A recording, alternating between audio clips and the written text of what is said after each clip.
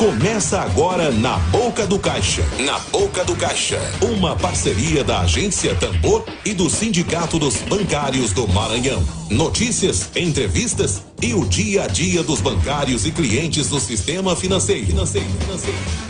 Na Boca do Caixa. Bom dia, bom dia. Bom dia, bom dia. Hoje, 17 de abril de 2019, às 9 horas em ponto, estamos estreando um programa na Boca do Caixa, uma produção da Agência Tambor, do Sindicato dos Bancários. Eu sou Gerlane Pimenta, muito prazer, e vou estar com vocês toda quarta-feira, às 9h30 da manhã, aqui na Boca do Caixa. Muito obrigada pela audiência, acompanhe a live nas nossas redes sociais, Facebook da Agência Tambor e do Sindicato dos Bancários, e participe, mande seu alô, mande seu beijinho, participe também pelo WhatsApp, no número 98 991 28 2888. Essa edição de estreia, nós temos muitos motivos para comemorar. O Sindicato dos Bancários completa 84 anos. É muito tempo, né? A luta pelas conquistas, a existência das batalhas, dos direitos e acompanhando todos os movimentos sociais, né? E nesse clima de aniversário, estreamos esse programa. Queria que vocês ficassem comigo. Por favor, me apoiem, porque é a primeira vez, estão morrendo de nervosa. Mas eu tenho certeza que vai ser bom se vocês ficarem aí comigo. E para seguir no clima, né, vamos de música. Vamos ouvir uma música símbolo de resistência, Chico Buarque, perfeito como sempre. Vamos ouvir Apesar de Você, Chico Buarque.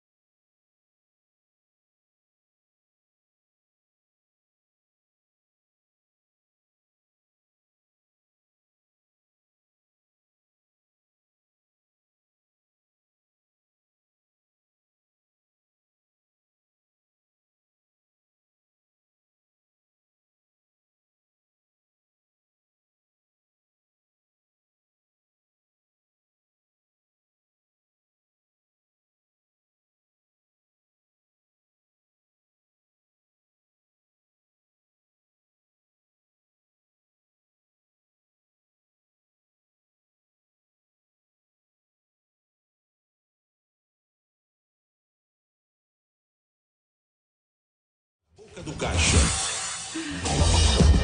Rádio Corredor. Rádio Corredor. O que é destaque, repercute aqui, na Boca do Caixa. Na Boca do Caixa tá de volta. Agora com a presença do nosso muso, Ed Wilson. Dá tchauzinho pra lá, Ed.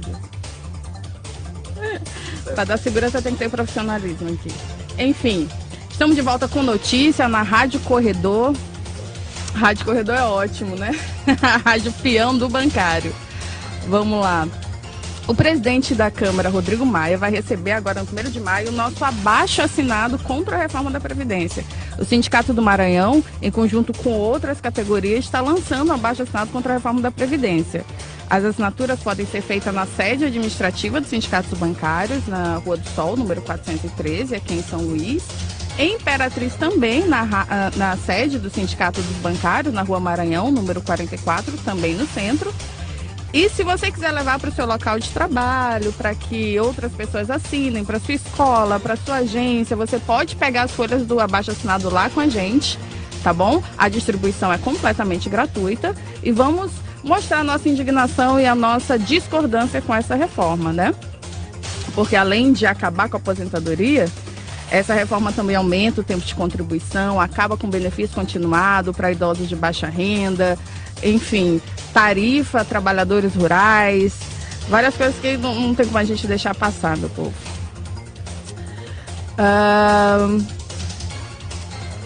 Eu acho que é só, né?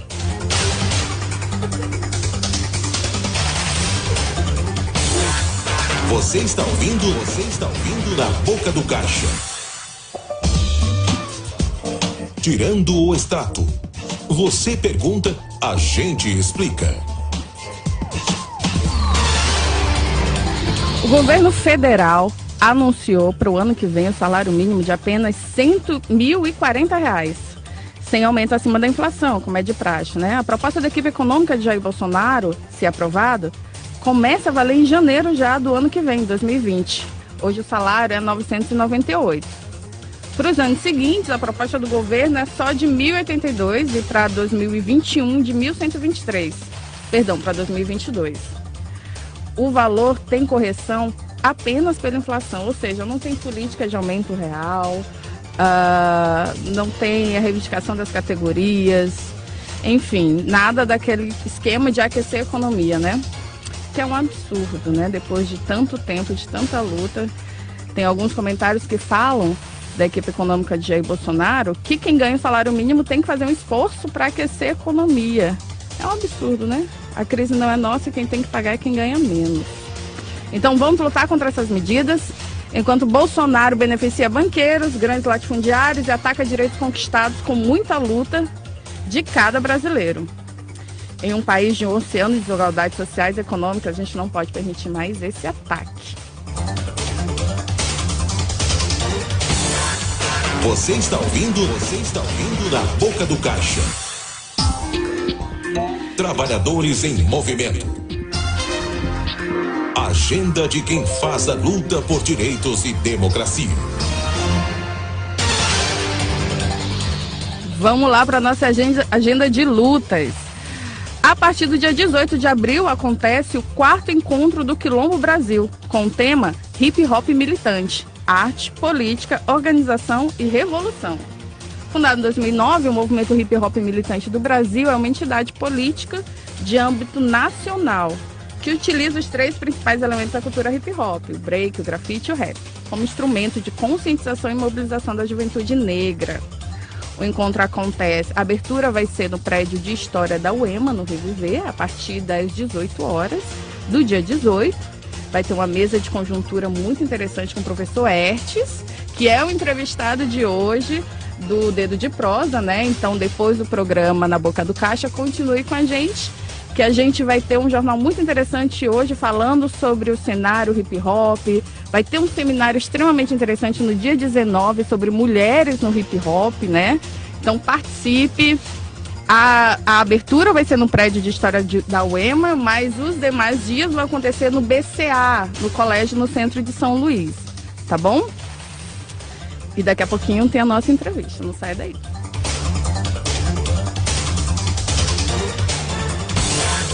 Você está ouvindo na Boca do Caixa.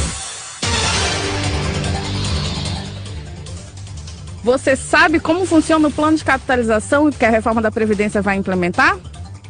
Cada vez mais vai ser difícil receber a aposentadoria digna por anos de trabalho. Entenda o que vai acontecer. As pessoas falam tanto de capitalização da Previdência, o que isso quer dizer?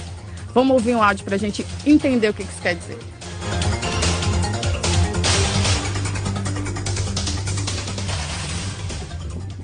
O governo encaminhou ao Congresso uma nova proposta de reforma da Previdência, onde destrói a atual Previdência Social e Solidária e cria o sistema de capitalização individual. Se hoje as aposentadorias são custeadas por trabalhadores, patrões e governos, com essa mudança, o trabalhador muito provavelmente contribuirá sozinho para a aposentadoria, sem garantia de algum benefício no futuro. Quando se aposentar, pode ser que não tenha nenhum dinheiro na sua conta individual. Claro que o objetivo não é melhorar o sistema atual. Na verdade, eles só querem levar o dinheiro da aposentadoria para os grandes grupos econômicos e para os banqueiros. Os bancos, com esse dinheiro, irão arriscar no mercado financeiro sem nenhuma garantia. Se o fundo perder no mercado, o contribuinte perde junto, podendo até no futuro não receber nada. A propaganda oficial diz que o dinheiro será aplicado em investimentos produtivos, só que nos países onde existe esse sistema, isso nunca aconteceu.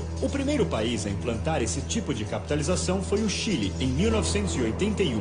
Naquela época, o atual ministro da Economia do Brasil fazia parte da equipe chilena. Agora, 38 anos depois, os primeiros trabalhadores que conseguiram aposentar estão recebendo muito menos do que foi anunciado. O cenário é triste. No final de 2018, as aposentadorias chilenas valiam apenas 1/3 do salário mínimo daquele país. No Brasil, isso hoje seria pouco mais que R$300. Lembrando que o governo brasileiro quer desvincular o piso de benefícios. Com isso, é possível receber menos que o salário mínimo. É uma vergonha. A escolha do sistema de capitalização no Chile trouxe miséria à população. O mais terrível é que lá, o resultado dessa política foi uma onda crescente de suicídios entre os idosos. Com isso, o Chile ocupa hoje a primeira posição no número de suicídios na América Latina. O Brasil não tem interesse em disputar esse recorde de suicídios. Se aprovada a proposta do governo brasileiro, todos os trabalhadores serão prejudicados. Os trabalhadores rurais, os informais e outros que não têm renda regular poderão chegar à idade de se aposentar sem ter renda para se manter. A Constituição brasileira diz que a saúde, a previdência social e a assistência social devem ser custeadas por toda a sociedade. E você deve estar se perguntando, nesse novo sistema, como ficam os outros benefícios como as aposentadorias especiais, por invalidez, auxílio-doença, acidente de trabalho, salário-família e salário-maternidade, entre outros? A resposta é simples. O sistema de capitalização não cobre nada disso, apenas aposentadoria. E quem prestaria os serviços de reabilitação profissional, uma vez que o trabalhador contribuiria apenas para uma instituição financeira? Novamente, a resposta é ninguém além do próprio trabalhador. A proposta da capitalização é cuidar só da aposentadoria. Vantagem mesmo? Só para os banqueiros, que vão lucrar bastante. Ah, e os governos, que se livrariam da responsabilidade de atender os trabalhadores, deixando de pagar as aposentadorias e outros benefícios. Já os trabalhadores, mais uma vez, seriam obrigados a sustentar banqueiros internacionais sem nenhum retorno. Não dá para aceitar essa proposta. Diga não à capitalização na Previdência Social. Compartilhe esse vídeo. A Previdência Pública é patrimônio do povo brasileiro. Você está ouvindo na Boca do Caixa. Na Boca do Povo. Na Boca do Povo. Entrevista do dia. Os temas do seu interesse merecem destaque. Continuamos aqui. Nosso quadro de entrevista vai estrear de forma muito especial, né? Com Saturnino Moreira, a história viva do sindicalismo brasileiro, não só do maranhense, né? Que extrapola tudo. Saturnino é especialista em banco de desenvolvimento, de pesquisas pela Universidade de São Paulo, né? Foi ex-diretor do Sindicato dos Bancários, bancário por 20 anos, né? E foi da primeira direção do movimento de oposição bancária, né? Exatamente. Seja bem-vindo. Muito obrigado por ter aceitado o nosso convite. Muito obrigado pela recepção. Eu devo dizer, inicialmente, eu até me surpreendi com o convite. Quer dizer, lembraram de um antigo, né, militante, e eu me sinto muito honrado, vamos dizer assim, dar o pontapé inicial desse projeto, que eu tenho certeza vai ser um projeto de muito sucesso e muito importante para os trabalhadores do Maranhão. Esperamos e trabalhamos para isso. Isso. Lembrando que a história viva tem que estar presente, né? A gente olha para o futuro, mas sem esquecer nunca do passado, porque foram uma das nossas bases, né? Então, nós estamos no mês de aniversário do Sindicato dos Bancários, né, Saturnino? 84 anos. Muita coisa mudou, muita coisa ainda vai mudar, né? Como é que você avalia o que mudou para o sindicato, para os bancários no Maranhão, o que pode mudar? Como é que você está lendo esse cenário? Olha, primeiro, o Sindicato Bancário do Maranhão, ele não, vamos dizer assim, ele não está no espaço solto, ele está num contexto social, numa quadratura, num momento de grandes dificuldades, e isso coloca um desafio adicional para o sindicato. E já dizendo da história viva, deixa eu recuperar um pouquinho essa história. O movimento de oposição bancária, ele foi se constituindo aos poucos, ele não surgiu, ele não brotou de repente. Nós participamos na primeira eleição, que foi de 88, perdemos, mas ali estava a semente. A gente ganhou em 94, ganhou em 91, meu mandato foi de 91 a 94, depois eu não me recandidatei. E de lá para cá a gente vem nessa linha. Qual é a linha que o sindicato se colocou a partir daquele instante? A partir daquele instante, o sindicato falou assim: nós somos o sindicato que representa o interesse dos trabalhadores do sistema financeiro. Porque antes, os sindicatos bancários sofriam o que genericamente se chama do peleguismo, dessa coisa toda, mas ele sofria de uma coisa muito particular, era a presença do Banco do Estado do Maranhão. A diretoria aqui presente exercia uma espécie de hegemonia dentro do sindicato, não é? Então, o primeiro grande desafio foi romper essa hegemonia do sindicato, de um banco estadual que praticamente dava as diretrizes do sindicato. Não foi fácil, foi difícil, foram eleições complicadas. Hoje a gente diz, porque ameaça, a mesma coisa nós passamos. Então, nesse sentido, não tem novidade. Quer dizer, aqueles que se dispõem a representar de fato os interesses dos trabalhadores se veem envolvidos, né, nesse tipo de coisa. Aparece mais, por exemplo, as ameaças que os trabalhadores do campo sofrem, inclusive com assassinatos, com a violência, com isso tudo, mas os trabalhadores urbanos também sofrem disso.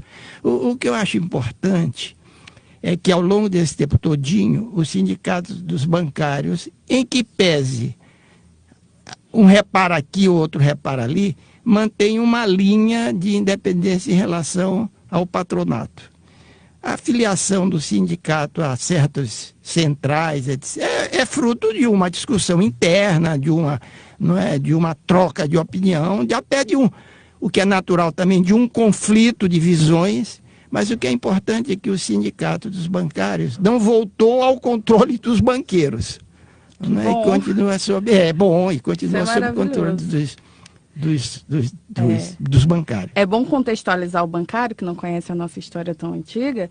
Antes, o representante do sindicato era indicado pelo governo, né? Eram os interventores. Era praticamente, sim. Exatamente. Primeiro ele era indicado, sofreu uma intervenção, sim. A diretoria era indicado pelo governo. Exatamente. Depois, nas primeiras eleições, continuou sob influência dos banqueiros, até que o MOB...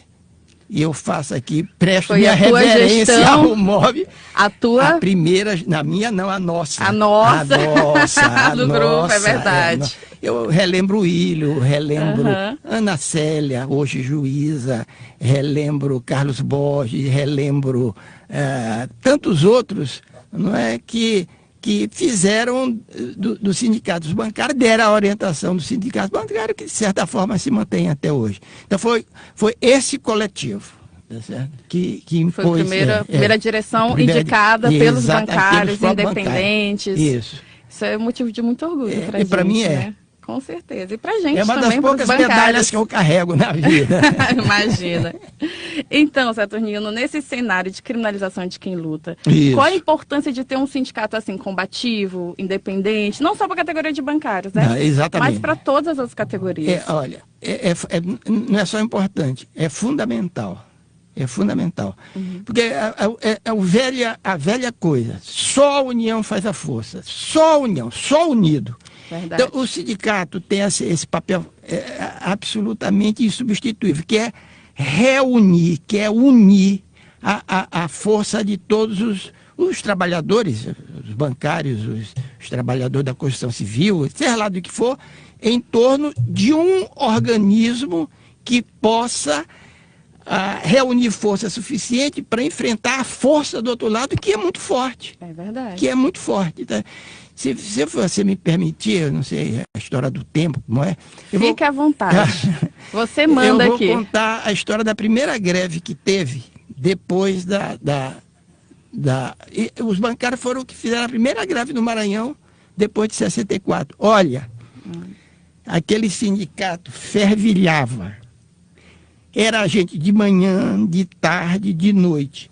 Realmente foi um movimento assim, olha, fantástico.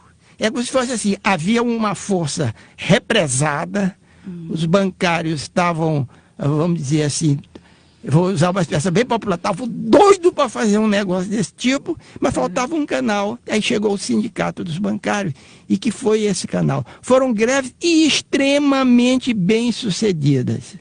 Extremamente bem-sucedidas. E mais, nós conseguimos fazer com que a população ficasse ao nosso lado. Tá certo? E deixa eu dizer uma outra coisa aqui. Você me perdoe, porque quando eu começo a falar, eu tenho dificuldade de parar.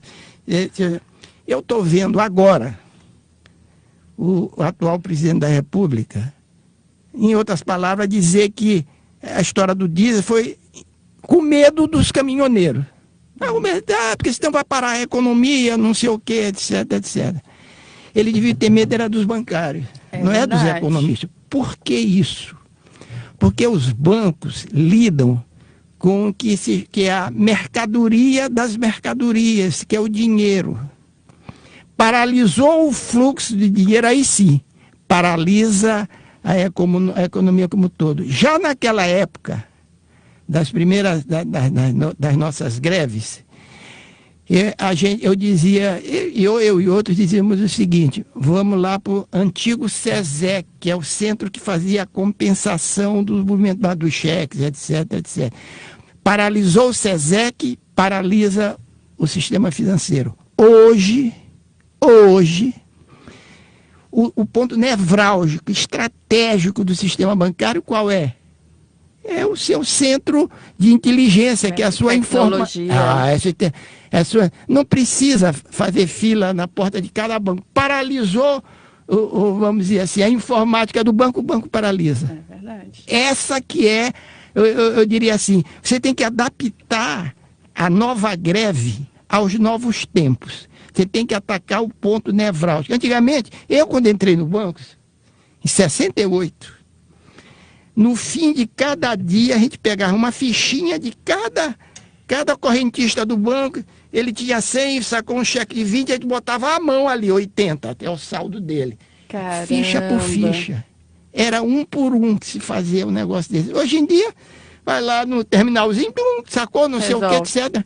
O sistema faz isso tudinho. Você tem que parar, o sistema. É verdade. Esse é que é o grande desafio.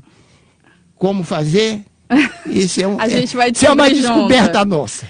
Saturnino, eu vou te aproveitar aqui, né, para contar das histórias. A gente também tem uma relação interessante dos sindicatos bancários com a história da ilha, né? Certo. A gente vai lembrar aqui que Ed Wilson foi nosso jornalista lá no sindicato. A gente tem história bonita com muitas personalidades. E ele estava me lembrando da história da luta contra o lixão do Jaracati, né? Onde é hoje o Shopping São Luís. Exatamente. Tinha um lixão e os sindicatos bancários foi importantíssimo na luta contra esse lixão. Conta do SESEC, que ele falou aqui. Exatamente. Conta pra gente essa história. Eu diria o seguinte, foi bom lembrar um negócio desse, porque isso teve uma tremenda repercussão. e coloca para a atual diretoria do bancário e para a futura diretoria, que tem outros lixões por aí em que o sindicato precisa se manifestar. Eu vou dar um exemplo aqui, tá na memória de todo mundo. Não faz muito tempo aqui, no Porto, estão invadindo e expulsando uma comunidade, sim, a comunidade Cajueiro. Cajueiro. Não só os bancários, mas os bancários e outros sindicatos Claro. tinham a obrigação de se manifestar, de se fazer presente. Assim como no caso do lixão, a participação... Deixa eu só te lembrar uma coisa rapidinho, que os sindicatos bancários, junto com a Central Sindical CSP com Lutas, encampou a luta do Cajueiro, cedemos espaço para reuniões, estivemos lá, inclusive os sindicatos bancários estavam presentes num dos maiores enfrentamentos com a polícia de Flávio Dino, lá no Cajueiro. Para você ter uma ideia, como a comunidade sozinha sofreu uma repressão tão grande, e a presença não só dos sindicatos bancários, mas dos sindicatos professores da universidade, a Pluma, o Sintrajuf, o Sindsalem, vários outros sindicatos estiveram lá e foram reprimidos debaixo de porrada da polícia de Flávio Dino do mesmo jeito. Precisa divulgar mais. Precisa divulgar mais. Não quer dizer que eu sou bem informado, mas eu me interesso por isso. E eu não sabia. Pois eu não sabia. Precisa que a população saiba. Claro. Mas é o seguinte, olha, o sindicato não está preocupado apenas com os seus interesses corporativos. Ele vai além dos seus interesses corporativos. Exatamente. Ele tem uma presença na sociedade. E por isso ele se faz respeitado. Pois é. Saturnino, eu queria passar a manhã inteira aqui ouvindo histórias, que é uma riqueza, é uma história muito bonita. Os bancários se orgulham muito dos nossos heróis. Mas você está incluído. Não é o meu caso, né? Claro que é. Claro que é. Não me julga. Claro que é. Nenhuma, né? Mas a gente vai encerrando aqui, nosso tempo acabou. Muito obrigada por quem ficou conosco. É bom lembrar que esse programa vai estar disponível no Mixcloud, vai estar disponível também no Facebook da Rádio Tambor e no Facebook do Sindicato dos Bancários, no nosso site também, bancariosma.org.br, e nas nossas redes sociais. Quarta-feira tem mais. Quarta-feira a gente vai falar sobre saúde do bancário, Saturnino. Vai ser muito interessante. A gente vai estar com a nossa diretora de saúde, Regina Sanches. Então, acompanhe, 9 horas, quarta-feira, estaremos aqui. Eu queria pedir que você fizesse as considerações finais, desse um recado para os bancários e para o nosso projeto. Eu queria dizer assim, você disse que passaria um tempo infinito, eu passaria, não é, sem limites aqui com vocês, conversando sobre essas coisas e sobre outras coisas. Mas eu quero pontuar uma coisa. O sindicato dos bancários e todos os sindicatos, mas em especial o sindicato bancário, que eu estou ligado, o sindicato dos bancários é de todos os bancários, Claro. E às vezes nós cometemos equívocos, a gente não tem só acerto, a gente tem erro. Começa equívoco é o seguinte, com frequência algumas direções querem tornar o sindicato dos bancários e outros sindicatos um instrumento de um partido político. Ele não é. No sindicato bancário tem gente do PT, do PSTU, do PSOL, do PSD, de não sei de quem, etc. E se esquecem do ensinamento de alguns caras que disseram o seguinte, olha, o sindicato é a escola da participação política, é a escola. Ali é o primeiro passo. Então tem que ter espaço para todo mundo e é no processo de participação que o cara vai se convencendo e vai vendo que os interesses dele não coincidem com os interesses, com outros interesses de outras classes. Mas essa é sempre uma construção e eu estou sempre à disposição se eu puder ajudar. Claro, vai ser sempre muito, muito bem recebido. Queria te agradecer mais uma vez. Queria mandar um beijo também para Alexandre Morales, do Sindicato dos Bancários de Bauru, que está acompanhando. De todo mundo que acompanhou, um beijo especial para toda a equipe da Agência Tambor, de Wilson, Emílio Azevedo, Lívia, Biné, nosso grande produtor, todo mundo que se envolveu no projeto. Queria mandar também um beijo para a Comunicação dos Sindicatos Bancários, nosso jornalista Vitor Saldanha, nossa estagiária Joyce. E acompanhe, o projeto só está começando, a gente espera que dê tudo certo e que a gente possa fazer cada vez melhor com a participação de todo mundo. Tchau, gente, até quarta-feira que vem. Você acabou de ouvir Na Boca do Caixa. Na Boca do Caixa. Obrigado e até o próximo programa.